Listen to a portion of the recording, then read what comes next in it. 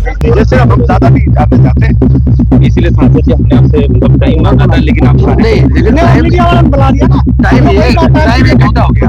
आपके विरुद्ध कुछ नहीं बोला। 1 घंटे का पूरा डिस्कशन तो आप तो सुनो, फोन पे बात करने में 2 मिनट। तो बताना चाहिए था जनता को कि तुम्हारी गाड़ी में E20 डल रहा है। मैडम जल्दी मत करिए, थोड़ा समझ लीजिए। ठीक है, आप बताइए, मगर सवाल तो आएंगे सर। पहले तो नितिन गडकरी जी ने कभी ये बात नहीं मानी थी कि एथनॉल से माइलेज। उत्तर प्रदेश के राष्ट्रीय महामार्ग ये निश्चित रूप से अमेरिका के बराबर होंगे, ये वचन मैं आपको देना चाहता हूँ। हमारा डिपार्टमेंट ऐसा है कि हमारे पास पैसे की कमी नहीं। मैं अक्सर बड़ी बात, अपने आप को इंसान समझना शुरू करो। कांग्रेस नहीं, कांग्रेस में हिट मारा जाता है मेरे बच्चों। रिपोर्टर्स विदाउट बॉर्डर्स में प्रेस फ्रीडम इंडेक्स की रैंक कितनी है? 157। ठीक है।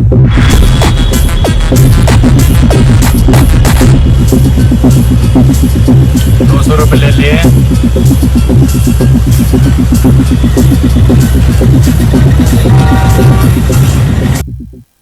है बहुत अंधियार, अब सूरज निकलना चाहिए। जिस तरह से भी हो ये मौसम बदलना चाहिए। रोज जो चेहरे बदलते हैं लिबासों की तरह, अब जनाजा जोर से उनका निकलना चाहिए। छीनता हो जब कोई हक तुम्हारा उस वक्त, तो आंख से आंसू नहीं शोला निकलना चाहिए। साथियों, काफी लंबे वक्त से ये कहा जा रहा था कि मेरठ की ललिता गौतम केस में अभी तक देश के सबसे बड़े नेता, विपक्ष की पार्टी के नेता वहां उसके घर नहीं पहुंचे।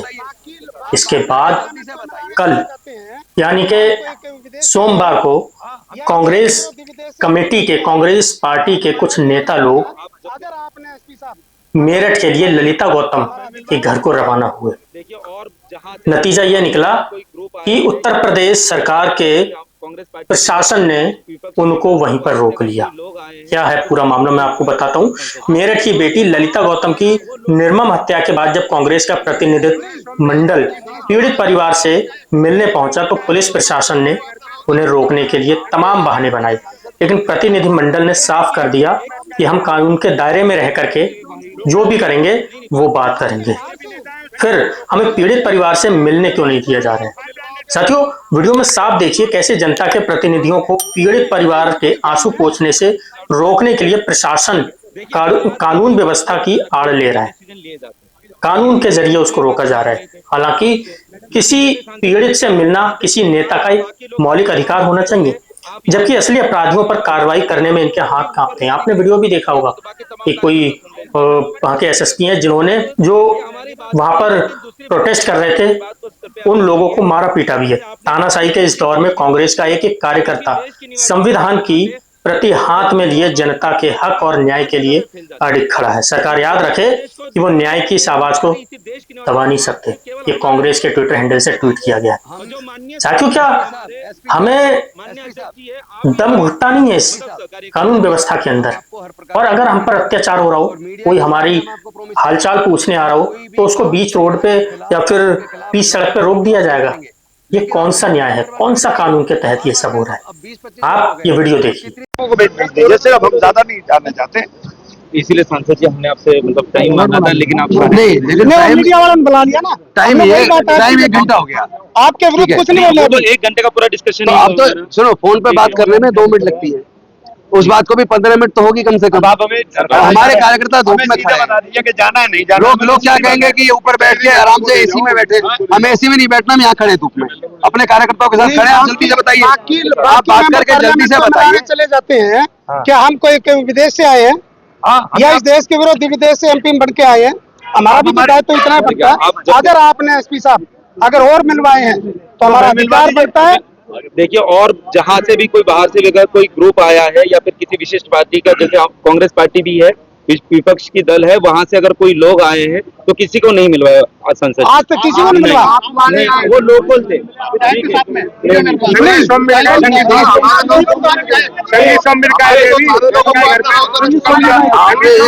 सांसद को भी मिलवाया। देखिए, वो लोकल के नहीं बात देखिए, तो हम कहीं बाहर से लोकल है। ये यूपी के आप जाने दे रहे हो कांग्रेस के भाई नहीं, यूपी के ही है। या फिर बता दें। ठीक है, देखिए हालात के मद्देनजर रखते हुए ही डिसीजन लिए जाते हैं, ठीक है, इसलिए हम समय पर तो मांग रहे थे आपसे, लेकिन जैसे सांसद जी ने कहा और अध्यक्ष जी ने कहा, यहाँ बाकी लोग सारे तमाम धूप में खड़े, आप यहाँ पे आए, ठीक है, और वहाँ पे भी आप लोग को भी ऊपर जाने की रिक्वेस्ट आपने किया था, तो बाकी तमाम कार्यकर्ता सुन रहे इस बात को। हाँ, तो ये हमारी बात थी, लेकिन दूसरी बात जो है, आप इस बात को कृपया समझिए, ठीक है, जैसे आपने कहा कि हम इसी देश के निवासी है, तो इसी देश के निवासी होने के नाते एक प्रदेश में लॉ एंड ऑर्डर की समस्या हर जगह पे फैल जाती है, ठीक है, तो उस प्रदेश को दिखाना, जबकि हम सारे इसी देश के निवासी, और आपसे केवल हमारा नहीं, आप सबका दायित्व है। और जो माननीय सांसद जी हमारे एसपी साहब और माननीय अध्यक्ष जी है, आप ही हमें इसमें मतलब सहकार्य करेंगे। एसपी साहब, हम आपको हर प्रकार का कोऑपरेट कर रहे हैं और मीडिया के सामने हम आपको प्रॉमिस कर रहे हैं, हम कोई भी काम संविधान के खिलाफ, कानून के खिलाफ, लॉ एंड ऑर्डर के खिलाफ नहीं करेंगे। लेकिन आप हमें पीड़ित परिवार से मिलवाइए। हम बार बार करें तो अब 20-25 मिनट हो गए, अब कितनी देर इंतजार करवाओगे बताइए? चलो हम रुक जाते हैं, आप बताइए कितनी देर बाद मिल पाओगे? आप ये बताइए कितनी देर बाद मिलोगे? हम बैठ जाते हैं यहीं पे। देखिए फिर वही बात आती है, ठीक है,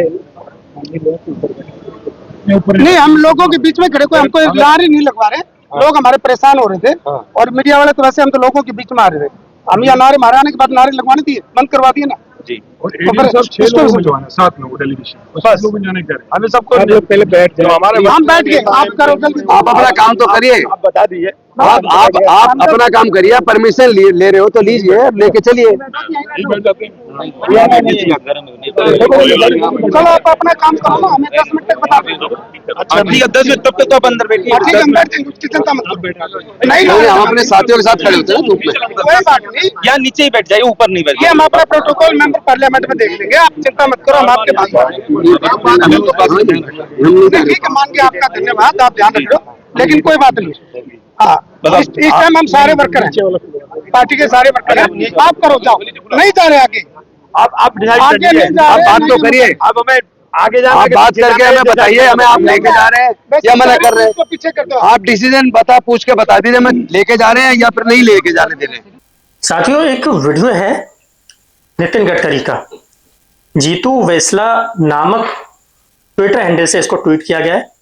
वो कहते हैं, एक पत्रकार, आप बात करते हो करप्शन के खिलाफ और फिर अजीत पवार को वित्त मंत्री बना देते हो, शुभेंदु अधिकारी को मुख्यमंत्री बना देते हो, हिमंत विश्व शर्मा को मुख्यमंत्री बना देते हो और फिर ज्ञान देते हो।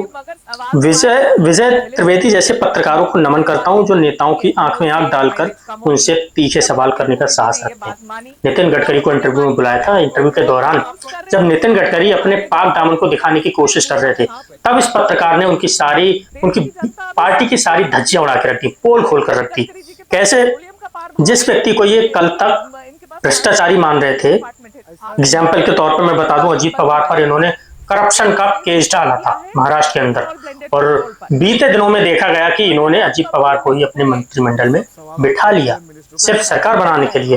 तो क्या वो जो इन्होंने करप्शन का चार्ज लगाया था वो झूठा था, या फिर आज जो इन्होंने अजीत पवार को पार्टी में शामिल किया वो गलत है? हालांकि अजीत पवार अब इस दुनिया में नहीं रहे, प्लेन हवाई जहाज की दुर्घटना में उनकी मृत्यु हो गई, भगवान उनकी आत्मा को शांति प्रदान करे।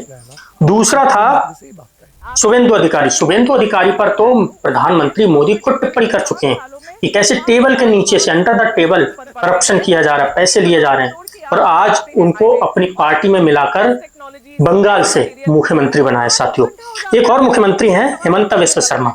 इनके खिलाफ भी जब ये कांग्रेस में थे तो बीजेपी ने पुरजोर तरीके से इन पर करप्शन के चार्जेस लगाए थे, लेकिन आज क्या देख रहे हैं, असम से इनको मुख्यमंत्री बनाया गया। साथियों, इनकी लिस्ट बहुत लंबी है, रोक नहीं सकते। जो दूसरे के दामन पर लगे चींटों की बात करते थे, आज उनके दामन पर चींटे दुनिया देख रही है। लोगों को बताना चाहिए था जनता को कि तुम्हारी गाड़ी में E20 डल रहा है। अब मैडम जल्दी मत करिए, थोड़ा समझ लीजिए। ठीक है, आप बताइए, मगर सवाल तो आएंगे सर। पहले तो नितिन गडकरी जी ने कभी ये बात नहीं मानी थी कि एथनॉल से माइलेज कम होती है। जब हरदीप पुरी जी ने ये बात मानी तब उन्होंने मानी। ब्लेंडेड पेट्रोल जब यूज कर रहे हैं तो माइलेज कम होगी कि नहीं, बस इतना ही पूछा मैंने। आप गलत बोलती हो, फिर समझो। देश की जनता अभी सीरियसली कंफ्यूज है कि नितिन गडकरी जी के पास पेट्रोलियम का कारभार है कि इनके पास ट्रांसपोर्ट का डिपार्टमेंट है। आप पेट्रोल के ब्रांड एम्बेसडर बन के बैठे हुए। सेंट्रल एक्साइज भी कम किया है एथेनॉल ब्लेंडेड पेट्रोल पर। इसके बावजूद भी पेट्रोल के दाम कम क्यों नहीं हुए? ये सब सवाल आप पेट्रोलियम मिनिस्टर को अच्छा, पूछो। ये बढ़िया है। अभी आप देखो, आप क्या करती है, हाँ। आप तबला डग्गा बजाती है। अरे क्या तबला सुनो, बजाती हूँ आप मैं? अभी मुझे पूछ रहे हैं कि तुम पेट्रोलियम मंत्री हो, क्या ये भी तुम बोलोगे? सर एक्स जो प्योर पेट्रोल है XP 170 रुपीज पर लीटर, 170 रुपए प्रति लीटर। सर कौन भराएगा गाड़ी में, बताओ? ये पेट्रोलियम विषय के जितने प्रश्न है ना, आप वो पेट्रोलियम मंत्री से ही बात करें। आपके बेटे की जो कंपनी है सियान एग्रो, उसकी नेट प्रॉफिट पिछले 5 सालों में 4500% ऊपर बढ़ गई है। इतने 1000 करोड़ की आप बना देते हैं हाईवे, और आपने एकदम बेस्ट टेक्नोलॉजी, बेस्ट मटेरियल, पहली बारिश घंटा हो जाता है, फिर आप कहेंगे कि सवाल पूछो तो गलत है। ऐसे कैसे? मैं एंटी नेशनल थोड़ी हो जाऊंगी सवाल पूछूंगी तो। मैं आपको दिल्ली देहरादून पूछूंगी सर, उस पे गड्ढे हुए थे सर। तो आप सबको पेड कैंपेन बोलेंगे, आप कहेंगे सब पेड कैंपेन है, सब ऐसे लोग हैं। ऐसे नहीं, जनता के भी सवाल है ना सर, कभी तो मान लेना चाहिए। अगर कोई बात झूठ बोलने से डिफेमेशन केस होती है। हाँ, आपने जो पढ़ा इसके ऊपर मैं आपके ऊपर डिफेमेशन केस भी कर सकता हूँ। जंतर मंतर पर एक आंटी आई थी, अंधभक्त आंटी। कसम से, एक डॉक्टर मोनिका सिंह है जो अपने ट्विटर हैंडल से ये पोस्ट कर रही हैं। वो लिखती है, अंधभक्त आंटी, कसम से प्लीज कोई इस आंटी, अंधभक्त आंटी से मेरी लाइव डिबेट करा दो, इसके बाद पूरी जिंदगी किसी से डिबेट करने के लायक नहीं बच पाएगी, इस दिमाग के सारे जाले साफ कर दूंगी। दरअसल ये आंटी जंतर मंतर पर हो रहे प्रोटेस्ट के खिलाफ आई थी, पत्रकार थी, अपने आप को पत्रकार बोल रही थी, लेकिन वहां पर जो स्टूडेंट थे उनसे इसकी बहस हो गई, जिसके बाद जंतर मंतर पर खड़े कॉकरोचेस ने इसको इस तरह भगाया कि दुम दबाकर भाग गई। आप ये वीडियो देखिए। पहले बड़ी बात, अपने आप को इंसान समझना शुरू करो। कॉकरोच नहीं, कॉकरोच में हिट मारा जाता है मेरे बच्चों। एक सेकंड। रिपोर्टर्स विदाउट बॉर्डर्स में प्रेस फ्रीडम इंडेक्स की रैंक कितनी है? 157। ठीक है, कहाँ से आए हो पहले ये बताओ? Greater Noida west. अच्छा, okay, so press freedom rank में कितनी रैंक है? तुम बताते रहो, मुझे तो पता नहीं मेरे भाई। You should be know. हाँ, पता नहीं मुझे, तुम बताओ, मुझे नहीं पता। Out of 180 countries they are, India की रैंक कितनी है? 157। कांगे भाई तुम बताइए कहाँ है? हमारे पास ही है, 157 है। हाँ। हंगर इंडेक्स में कितनी है? 105। फिर? ठीक है, हेनले पासपोर्ट इंडेक्स में कितनी है? 85। सिंगापुर कितनी है? फर्स्ट। हाँ, क्यों है? ये तुम बता देना, मुझे नहीं पता। अरे क्यों है? कॉकरोचों को ज्यादा पता है, तुम कॉकरोच समझ के बैठे हो। जवाब ही नहीं है तो कॉकरोच। मेरे पास, अरे मेरे छोटे भाई एक चीज बता, जब मैं काम किसी और चीज पे करती हूँ, तमीज के साथ में नहीं, बड़ा झूठा बोलोगे तो यहाँ पर खड़े होके। नहीं, तमीज के साथ में, तमीज के साथ में, तमीज के साथ में, समझ गया ना? तमीज के साथ में नहीं, तमीज के साथ में, बिल्कुल तमीज के साथ में, नहीं तो फिर अच्छा नहीं होगा तुम लोगों के लिए भी। एक सेकंड। मुझे पता है कि तुम किस तरह के सपोर्टर हो, किस तरह के सपोर्टर नहीं है, मुझे पता है, मुझे जाहिर हो रहा है इस चीज का कि किस तरीके के सपोर्टर हो तुम लोग। समझ गया ना? आपको पता है आर्टिकल 19 फ्रीडम ऑफ राइट, किसी ने आपको कुछ वो नहीं किया है ना? The way you are saying that कि people are protesting against you and they are, है ना? ये सीजेपी कोई वो नहीं है, बी पार्टी। अच्छा, दीज आर द पार्टी। और आप ये बताइए, यहाँ पर इतने लोग कम क्यों हैं? आप पॉलिटिकल पार्टीज में आप सीजेपी को सपोर्ट करना है, किसको सपोर्ट करना है, सबसे पहले ये बताएं। और किसको रिजाइन मांगने मुझे तो लग नहीं रहा। नहीं, क्यों? मुझे तो रिजाइन मांगना है। रिजाइन मांगना है तो मेरे भाई रिजाइन जाके वहाँ पे मांग, मेरे से मत मांग। तो मैं यही तो आया हूँ, ठीक है ना? जाके रिजाइन वापस चला जा। मेरे भाई सुन, मेरी बात सुन, अगर रिजाइन मांगने आए हो तो अपनी बात भाई स्टेज पर रख, मेरे भाई। साथियों, सरकार कितना भी कहे कि हमारा दामन पाक है, लेकिन भ्रष्टाचार खत्म नहीं हो रहा। इसका जीता जागता उदाहरण मैं आपको इस वीडियो में दिखाता हूं। एक राहुल सैनी है जो अपने ट्विटर हैंडल से लिखते हैं, सरकारी लुटेरों की दिन दहाड़े लूट और मोबाइल कैमरों का पावर देखिए। ट्रक ड्राइवरों से बैरिकेड्स लगाकर 200 रुपए की वसूली की जा रही है, जो नहीं देता उसका चालान बना देते हैं। एक ट्रक ड्राइवर ने ऑन कैमरा पूछा कि क्या चाहिए बताओ, तो वसूली करने वाले पीछे हट गए, बैरिकेड भी हटा दी। मध्य प्रदेश से इसी प्रकार तमाम वसूली की वीडियोज आती रहती है, ना जाने क्यों इन लोगों पर एक्शन नहीं लिया जाता। अब ये तो पुलिस वाले बैरिकेड लगाकर ले रहे हैं। अब कहने वाली बात यह है, जब सत्ता में बैठे बड़े बड़े मंत्री करप्शन कर रहे हैं, एक ऐसा अस्पताल बना दे रहे हैं जिसमें स्टाफ है, जिसमें दवाइयां हैं, जिसमें पेशेंट है, हर साल पूरा खर्चा किया जाता है, बजट दिया जाता है उस अस्पताल को, लेकिन एक्चुअल में वो जमीन पर है ही नहीं। इससे बड़ा करप्शन और क्या होगा? तो फिर ये तो बेचारे छोटे से हैं, इन पर क्या ही कुछ बात की जाए।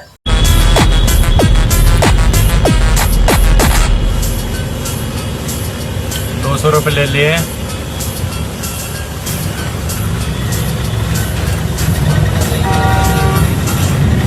हाँ लगा दे। हाँ बोलो क्या है, बोलो। नहीं बोलो ना, पैसे चाहिए क्या?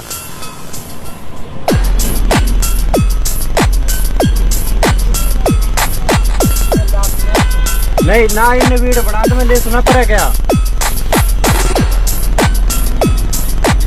आराम से करा ओ चले फोटो खींच लो, बड़े पर हम आज खींच लो। मिल मत जा रोड पे, कुचल दूंगा सारे। साथियों, एक वीडियो है जंतर मंतर से, आप ये वीडियो देखिएगा। मैं इस वीडियो के साथ आपको छोड़कर जाता हूं किस तरह से धर्मेंद्र प्रधान को फांसी दिया जा रहा है। आप ये वीडियो देखिए, इसी वीडियो के साथ मैं आपको छोड़कर जा रहा हूं। उससे पहले आपसे विनती है, अगर आप चैनल पर नए हैं तो चैनल को सब्सक्राइब करना बिल्कुल ना भूलें और इस चैनल के बेल आइकन को जरूर दबाएं और इस वीडियो को ज्यादा से ज्यादा लाइक और शेयर करें। जय हिंद, वंदे मातरम। बने रहिए वीडियो के साथ। मैं आरोपी शिक्षा मंत्री धर्मेंद्र प्रधान को, जज साहब, मैं आपसे आरोपी धर्मेंद्र प्रधान को कटघरे में बुलाने की इजाजत चाहूंगी।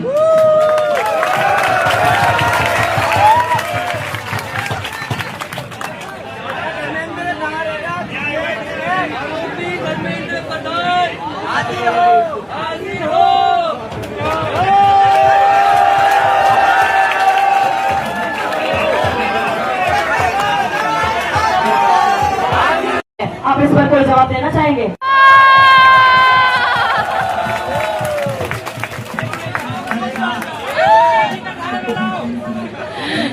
दोस्तों क्या बोलेंगे? क्या बोलेंगे? मुंह में नहीं, कान में तेल, सब कुछ जमा कर रखे हैं और इन्होंने जो हमारा भविष्य का दही जमा दिया है उसको हर दिन हम देख ही रहे हैं। दोस्तों अगला आरोप जज साहब, अगला आरोप है इसी देश में इन्हीं पेपर लीक में जो कोचिंग माफिया पूरी तरीके से संलिप्त पाए जाते हैं और साथ साथ इस देश में छात्रों की असुरक्षा, गरीबी, बदहाली और खराब सरकारी शिक्षा का पूरा फायदा उठाकर अपनी अरबों खरबों की इंडस्ट्री चला रहे हैं। उस आरोप को अपने कोचिंग माफिया को तो पूरा अपने बढ़ावा दे रहे। अगर नौकरी लेने जाता हूँ तो देखता हूँ इस देश में नौकरियां तो कम है। जो बच्ची कुछ नौकरियां है वो तो उन चेले चपाटों के लिए है जो दिन रात हमारे महामहिम शिक्षा मंत्री जी, हमारे जो प्रधानमंत्री जी है, उनकी जो चापलूसी करते हैं उनके लिए बना के रख दी गई है। आलम तो यह है कि एक हमारा वीसी है दिल्ली यूनिवर्सिटी का वाइस चांसलर, उसे दो पोस्ट मिले हुए हैं, एक वाइस चांसलर का पोस्ट और दूसरा जो पोस्ट है वो पोस्ट है AICTE का मुखिया का पोस्ट। अब एक समय पे जब दो पोस्ट एक आदमी को मिल रहे हैं, वही दूसरी ओर जो नौकरियां हैं वहां पे जो योग्य है, जो क्वालिफाइड